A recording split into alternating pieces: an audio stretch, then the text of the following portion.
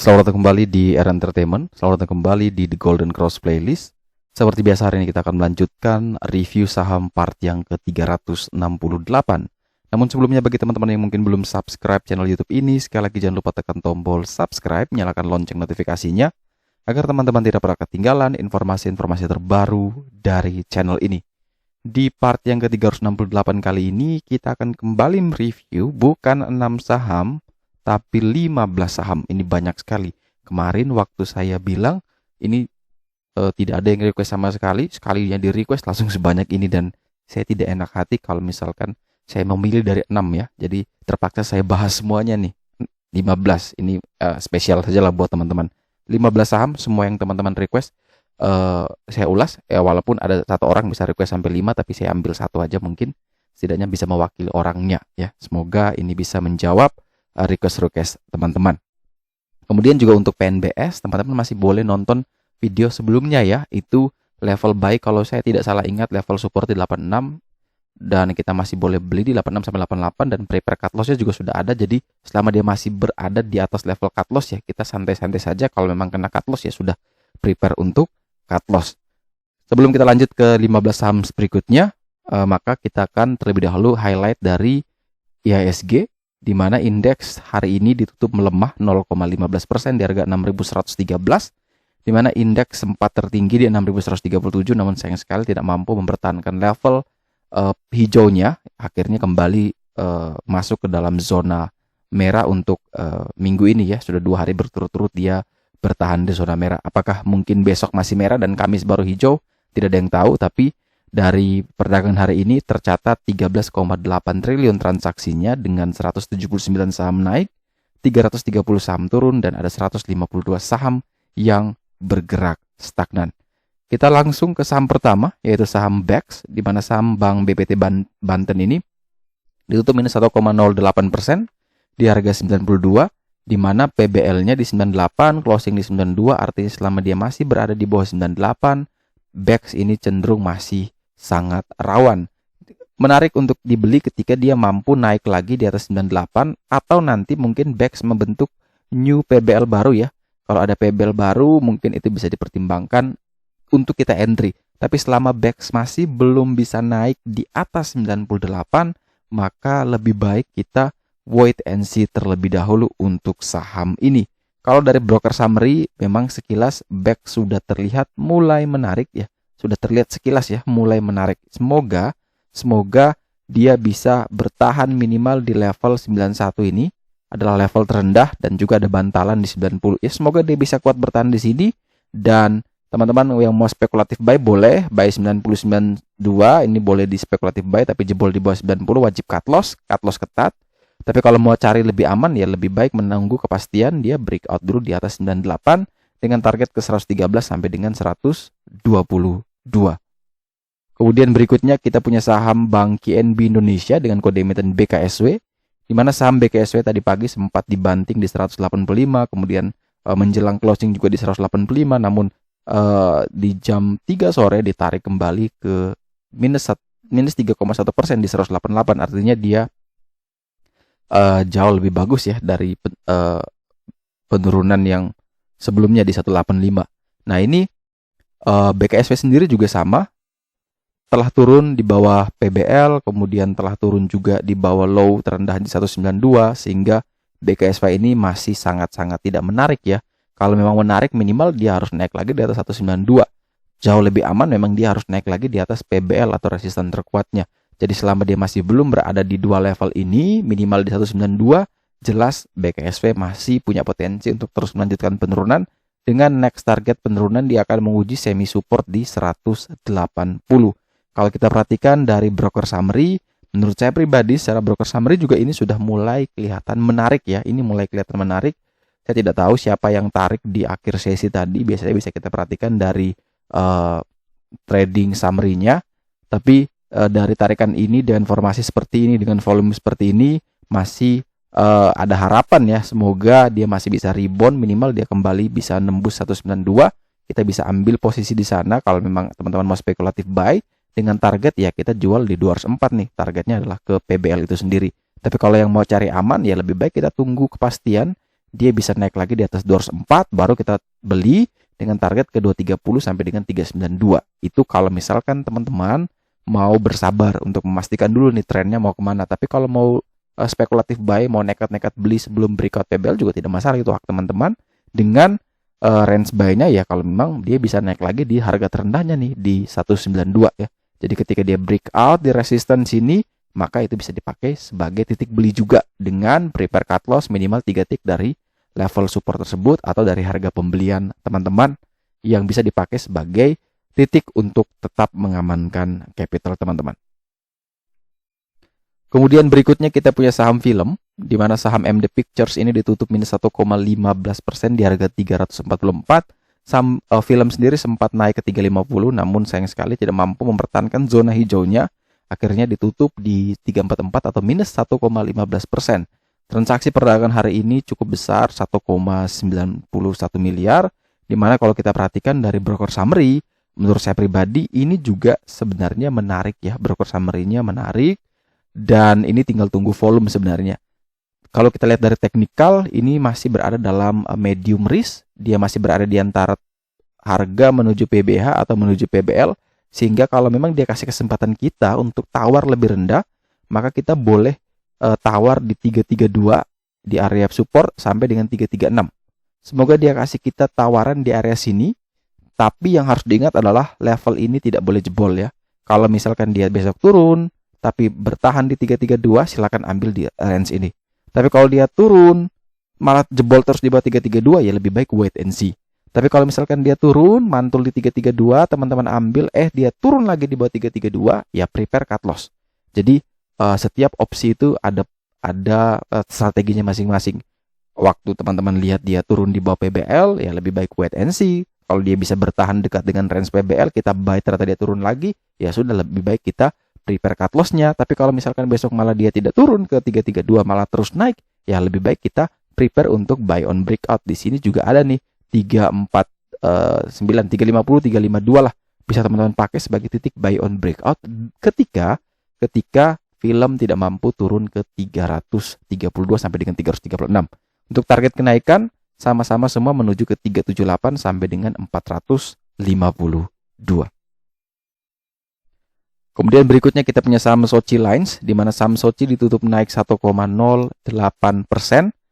Saham Sochi tadi sempat naik ya ke 194 ya, sempat 194. Kalau di grup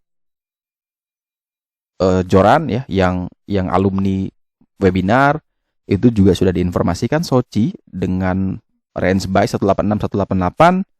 Kemudian target kenaikan ke 194 dan hari ini dia mentok di 194, setelah itu dia dibanting ya. Jadi TP1 tercapai namun dia dibanting, tapi TP1 tadi cuma sedikit kenanya. Jadi apakah masih potensi naik? Ya, selama dia masih bertahan di atas PBL, maka Sochi ini masih aman sebenarnya. Tapi kalau misalkan besok jebol di bawah 185, lebih baik kita wait and see terlebih dahulu. Jadi kalau misalkan teman-teman yang ingin membeli Sochi, pertama lihat dulu level 185 apakah masih bisa dipertahankan atau tidak. Maksudnya masih bisa dipertahankan atau tidak adalah waktu teman-teman buka aplikasinya, waktu teman-teman melihat Sochi, saat itu harganya berapa. Nah, kalau saat itu harganya 186, artinya 185 masih dipertahankan. Tapi kalau misalkan teman-teman buka, lihat Sochi ternyata sudah di 183, artinya level 185 tadi tidak bisa dipertahankan. Nah, kalau case-nya seperti itu, ya lebih baik wait and see. Tapi kalau masih bisa bertahan di atas 185, ya silakan bisa pertimbangkan buy 185 sampai dengan 187, atau bisa ikut yang punya kami di 186 sampai 188. Itu tergantung lagi kepada teman-teman ya. Yang jelas bahwa level support terkuatnya di 185. Jebol di bawah ini wajib cut loss bagi yang sudah punya barang, bisa pasang di 181, 182. Dan kalau yang belum punya barang, misalkan turun di bawah 185, lebih baik wait and see. Untuk target kenaikan tetap ke 194, next target ke 206 itu di PBH, dan berikutnya adalah target di 210, yang mana itu merupakan 40 hari harga tertinggi dari saham Sochi. Kalau kita perhatikan dari broker summary, memang secara volume ini masih belum menarik ya, tekanan jual itu terasa, tapi secara structure ini sepertinya sudah mulai menarik, dengan catatan adalah mungkin volatilitasnya lebih tinggi ya, karena beberapa broker yang masuk ke ke top buyers itu adalah broker yang saya pelajari karakteristiknya. Orang di balik itu memang memiliki ciri-ciri suka bermain cepat ya, suka tektokan. Jadi kalau memang sudah rasa cuan ya dibungkus saja, tidak perlu kita tahan lama-lama ya. Kalau memang mau kawal pasang trailing stop, tapi kalau sudah mau bersyukur apapun yang kita dapat ya lebih baik kita bungkus. Karena saya pribadi percaya bahwa kalau trading kita tidak perlu terlalu banyak ekspektasi ya. Profesional selalu melihat bahwa kalau memang sudah tidak kuat, kalau memang sudah waktunya harus cut loss ya cut loss. Kalau memang sudah waktunya harus TP ya TP. Dia tidak punya satu ekspektasi bahwa ini kalau saya cut loss nanti dia terbang gimana ya, atau wah kalau saya TP malah dia naik terus gimana ya, atau kalau saya nggak TP malah dia turun gimana ya, sudah profit.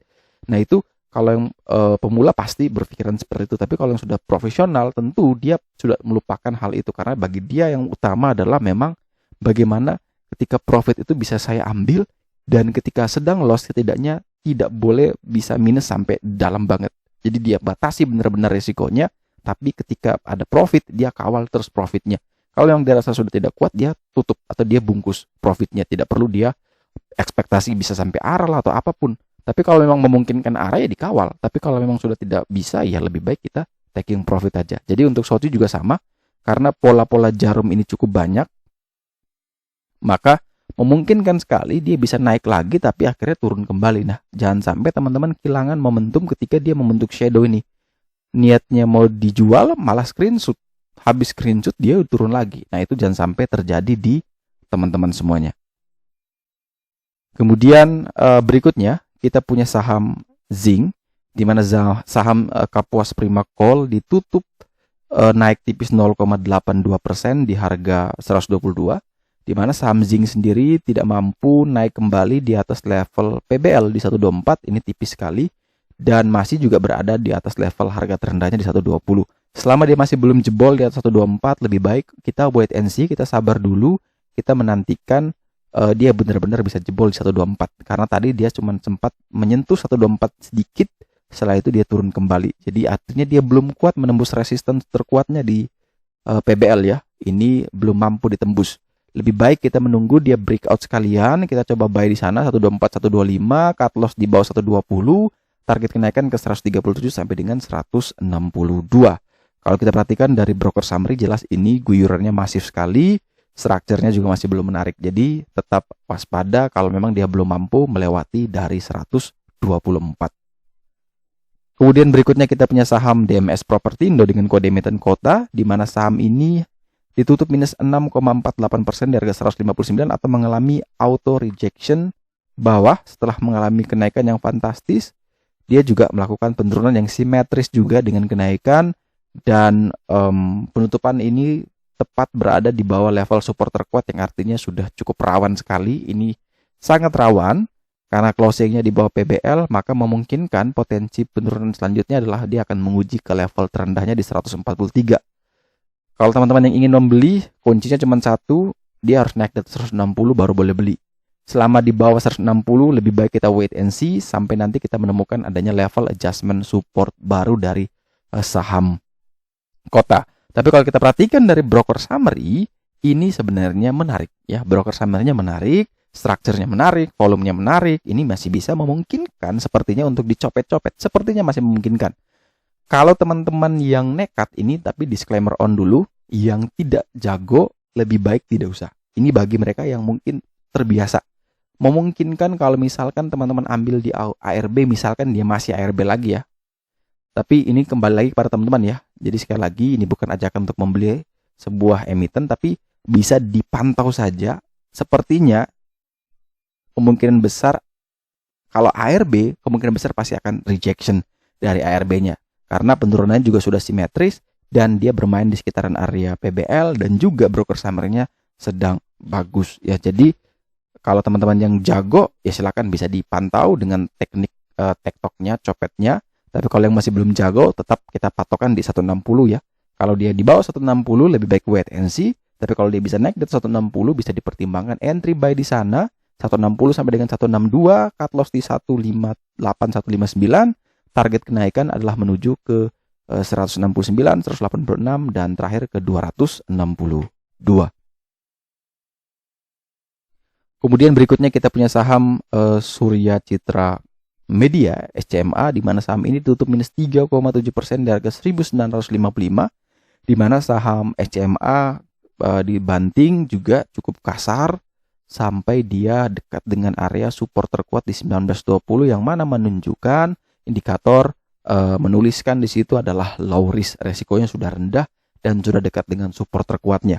Selama SCMA masih berada di atas 1920, maka SCMA sebenarnya masih aman-aman saja, dan itu bisa dijadikan peluang ya kalau memang masih bisa kuat bertahan di level tersebut. Jadi syarat pertama adalah kalau memang masih bisa kuat dan bertahan di 1920, maka bisa dipertimbangkan buy 1920 sampai dengan 1935, dan prepare cut loss kurang lebih di 1900. Target kenaikan adalah menuju ke 2000, 2120, dan target jauh ke 2180. Kalau kita perhatikan dari broker summary, memang ini masih terlihat belum menarik, baik structure, baik volume masih belum menarik. Semoga dia koreksi lagi besok, tapi mentok di 1920, kemudian ada perubahan dari sisi broker summary atau banderologinya, sehingga mungkin bisa meyakinkan kita untuk bisa entry di saham SCMA. Berikutnya kita punya saham Adi Sarana Armada dengan kode emiten ASA, di mana saham ASA setelah rally yang cukup tinggi, ini adalah salah satu saham yang juga membuat saya cukup menyesal karena saya punya di harga sini dekat PBL, jual hanya beberapa persen, ternyata dia masih naik lagi. Tapi balik lagi ya, setiap orang pasti akan menyesal dengan hal itu, tapi bukan berarti itu jadi satu momok yang membuat kita akhirnya membiarkan cuan kita akhirnya daripada kita TP nanti dia malah naik terus. Akhirnya kita punya mindset seperti itu. Jadi tetap kalau memang dia setelah kita jual dia malah naik lagi, kita tinggal cari mana resisten berikutnya nih. Kalau dia jebol, kita bisa pertimbangkan buy, atau kalau misalkan dia tidak mampu jebol, kita tunggu di supportnya. Jadi walaupun dia masih naik, tetap masih bisa kita cari momentum untuk dapatkan posisi tersebut ya, daripada kita berekspektasi sesuatu, mengharapkan yang banyak, ternyata sudah profit jadi minus lagi. Jadi itu yang pasti lebih disesali ya. Lebih baik itu plus dibungkus dibandingkan sudah plus malah minus lagi akhirnya cut loss. Itu sakit banget. Jadi mending cut loss mending jual tapi sahamnya malah naik, itu lebih bagus daripada tidak jual malah minus. Jadi kembali untuk ASA, karena setelah mengalami rally yang cukup tinggi kemudian koreksi, maka potensi penurunan ini masih jelas masih ada, dengan next penurunan ada ke 3260, 3200, 2780, dan ke area support terkuatnya di 2470. Bagi teman-teman yang mungkin baru mau membeli, maka perhatikan level-level support berikut ini ya. Kalau kuat bertahan di sekitar 3260 ya bisa dicoba. Kalau kuat jebol di 3260 ya tunggu lagi di 3200. Kalau 3200 jebol maka tunggu lagi di 2780, begitu seterusnya sampai dengan 2470. Ini teman-teman bisa sesuaikan dengan nanti pergerakan asas seperti apa. Target kenaikan sama ke 3590 sampai dengan 3750. Jadi di berapa level pun target kenaikan semoga bisa sampai PBH di 3590 atau ke 3750. Tapi kalau misalkan sudah rasa cuannya cukup ya sudah dibungkus saja, tidak perlu sampai ke target sana ya. Kalau dari broker summary ini masih belum menarik ya, masih punya potensi untuk turun. Dan teman-teman lebih baik tunggu di sekitaran area-area pentingnya sajalah. Ini saat ini menguji middle trend line di 3200 dan ada trend line bawah di 2780. Semoga dia mantul di 2780 dan itu dia rally lagi ke 3750. Itu semoga bisa tercapai. Kemudian berikutnya kita punya saham Elsa, di mana saham Elnusa ini ditutup naik tipis 0,65% di harga 306. Setelah sehari sebelumnya dia naik tinggi, hari ini dia malah melempem ya.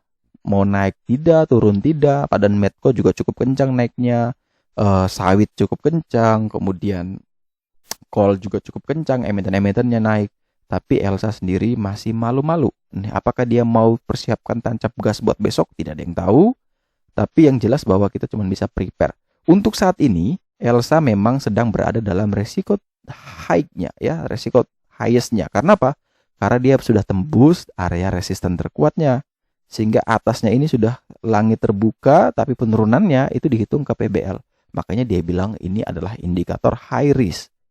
Nah, kalau misalkan teman-teman yang baru mau membeli, memang sebenarnya dia koreksi dulu ke 296, itu mungkin jauh lebih menarik karena itu dia menguji area PBH. Mungkin 296 sampai dengan 300 itu bisa dicoba lihat besok. Kalau memang dia turun ke 300 atau ke 296, ya bisa dipertimbangkan dicoba entry. Tapi kalau setelah beli turun lagi di bawah 296, ya prepare cut loss. Jadi kita bisa antisipasi dulu nih, karena memang saat ini support terkuatnya di 296. Artinya kalau sekarang di 306, ya Elsa masih aman-aman saja, masih berada di next support barunya gitu. Target kenaikan karena di sini tidak menunjukkan next targetnya berapa, maka kita pakai level ini nih. TP2 di 320 dan TP3 di 337 ya, atau kita bulatkan 336 atau di 322 ya. Ini untuk target kenaikan bagi yang sudah punya barang. Bagi yang belum punya barang, lebih baik sabar menunggu dia koreksi lagi dulu baru kita ambil. Jadi jangan maksa untuk terus kejar emiten yang sudah terbang tinggi. Masih banyak kok emiten yang mungkin jauh lebih menarik dari saham Elsa. Kalau kita perhatikan dari sisi broker summary, ini volumenya cukup bagus, strukturnya memang masih mencoba untuk lebih menarik. Saat ini masih belum menarik. Semoga Elsa besok kasih kita kesempatan biar bisa ambil posisi, dan setelah itu bisa kita manfaatkan momentum untuk copet atau untuk trading tektokan saja. Berikutnya kita punya saham MNC Land, KPIG, di mana saham MNC ini ditutup naik 0,95% di harga 106. Saham MNC tadi sempat ke 108, yang mana itu bisa naik jebol di atas PBL, namun sayang sekali closingnya di 106, tepat berada di PBL, yang artinya resiko saat ini sudah sangat-sangat terbatas. Potensi upside-nya begitu lebar. Target kenaikan bisa sampai 123.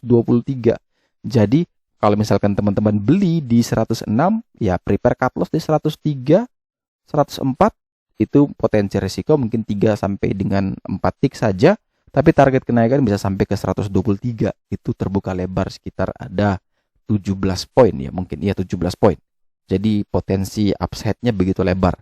Selama dia masih kuat bertahan di 106, silakan bisa dipertimbangkan buy. 106 sampai dengan 108, cut loss di 103, 104, target kenaikan ke 123 sampai dengan 129. Kalau dari broker summary jelas ini secara volume masih belum menarik, secara structure ini menarik ya, karena ada broker yang satu afiliasi juga ya sepertinya. Ini sepertinya bisa menarik ya. Semoga level 106 itu mampu dipertahankan. Kalau jebol atau turun di bawah 166, lebih baik wait and see. Kita jangan dulu masuk. Kita hanya akan masuk kalau waktu saat teman-teman melihat aplikasinya, saat mau membeli itu harganya di atas atau sama dengan 106. Di bawah itu wait and see, di atas itu bisa dipertimbangkan untuk entry, dengan catatan adalah tetap prepare untuk cut loss ya.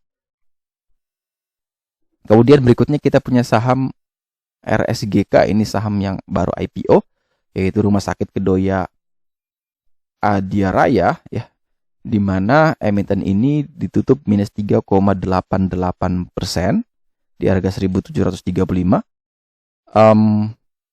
Jebol dari PBL di 1820 karena dia baru IPO, data tidak banyak yang bisa kita ambil. Maka selama dia masih berada di bawah 1820, ya lebih baik kita wait and see. Kita cari emiten lain yang mungkin jauh lebih menarik.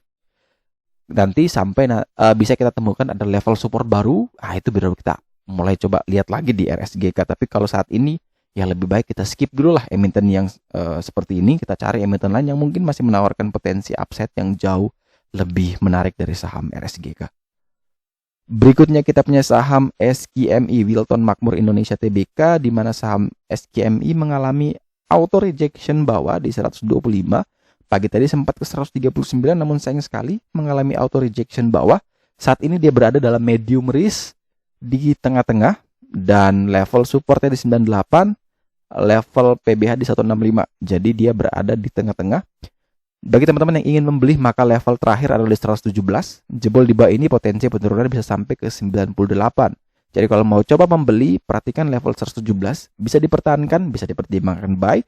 Jebol di bawah 117, lebih baik wait and see. Tunggu lagi di area PBL di 98. Kalau dari broker summary, ini sepertinya menarik memang karena dua broker dengan nilai top buyers dan seller itu kurang lebih hampir sama, dan ini sepertinya cuma tukar-tukar barang, entahlah, karena dengan volume segede itu bisa membuat ARB, tapi banyak yang tidak ikut partisipasi. Jadi tetap waspada untuk emiten ini. Kalau bisa bertahan di 117 syukur, bisa dipertimbangkan entry. Kalau memang gagal ya lebih baik langsung tunggu di area PBL di 98. Kemudian berikutnya kita punya saham TIFA, KDB TIFA Finance, di mana saham TIFA ini ditutup naik 2,67% di harga 575. Ini setelah naik kemudian dibanting parah, ARB, kemudian akhirnya bisa naik tipis. Namun sayang sekali naiknya ini belum mampu melewati area resisten PBL, resisten terkuat saat ini. Kalau misalkan masih belum naik di atas 595, lebih baik kita wait and see. Kita hanya akan entry kalau dia bisa breakout 595, barulah kita entry untuk membeli saham TIFA. Misalkan setelah dia breakout teman-teman beli di 595, ternyata dia malah turun kembali, prepare cut loss 575, 580 langsung cut loss memang. Tapi kalau bisa terus naik, maka target kenaikan bisa 600, 700, 800, 900, dan target jauh ke 1325. Ini karena cukup jauh sekali. Target kenaikannya kita pakai bertahap ya, di 600 bisa TP, di 700 bisa TP, 800 bisa TP. Kita bisa atur disesuaikan dengan potensi apakah dia masih kuat atau tidak. Kalau kita lihat dari sisi broker summary, karena transaksinya hari ini sepi, di sini secara struktur menarik sebenarnya, tapi volumenya masih belum terlalu banyak juga. Jadi teman-teman tetap waspada untuk besok. Kalau memang masih kuat bertahan di atas 595, atau kalau bisa jebol di atas 595 ya bisa dipertimbangkan buy. Kalau masih di bawah itu ya lebih baik kita wait and see terlebih dahulu untuk saham TIFA. Kemudian berikutnya kita punya saham Bank Rakyat Indonesia BBRI, di mana saham BBRI ini memang dari awal kita sudah bahas kalau memang mau tebus waktu itu ya sudah kita bahas juga, tergantung niatnya. Sudah pernah saya bahas juga bahwa kalau memang niatnya itu untuk penggalangan dana, maka tentu tidak mungkin harga sahamnya akan dibanting di bawah harga rek isunya, karena mereka ingin menjaga agar pemegang sahamnya itu menebus. Karena kalau harganya berada di bawah harga rek isu, artinya masyarakat tidak mungkin akan mengambil bagian tersebut karena merasa rugi. Karena rek isu di 3.400 katakan, tapi di market 3.000. Ya otomatis habis nebus rek isu, jual rugi. Lebih baik langsung ambil di market.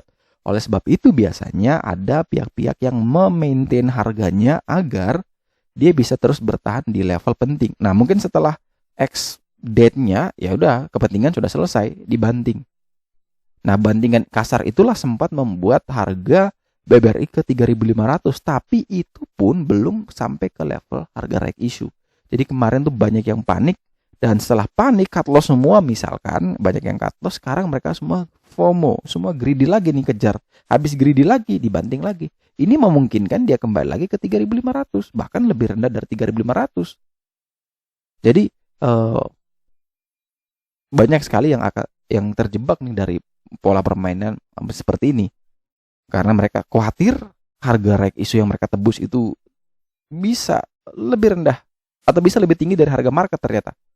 Harga rek isu 3.400, takutnya market bisa di 3.200, 3.100 kan rugi. Ya udah daripada dia rugi, ya udah dijual aja semua tuh. Habis dijual terbang dia ke 3.800. Habis terbang nyesel, waduh ini sudah beli lagi wes, tak invest lagi. Habis tak invest lagi bilangnya sekarang minus lagi. Waduh, pasti bilang bangke ini minus lagi, habis beli turun lagi. Nggak jadi invest lah, cut loss aja lah. Makanya itulah yang kalau saya bilang adalah di market itu psikologi itu yang mempunyai peranan penting sekali. Ketika kita mudah digoyang oleh sentimen-sentimen seperti itu, maka italah yang paling cocok ya masuk ke dalam perangkap-perangkap mereka. Nanti di materi bantermologi akan saya bahas juga tuh terkait masalah hal tersebut. Semoga ya bulan depan, teman-teman doakan juga bulan depan ya, semoga bulan depan Joran akan launching platform edukasi juga. Nanti teman-teman juga bisa akses. Saat ini memang saya masih sibuk untuk mempersiapkan modul-modulnya. Teman-teman juga akan mendapatkan modul bantermologi. Semoga bisa lancar. Teman-teman doakan juga. Sekarang masih dalam tahap developing. Teman-teman bisa terus support channel ini.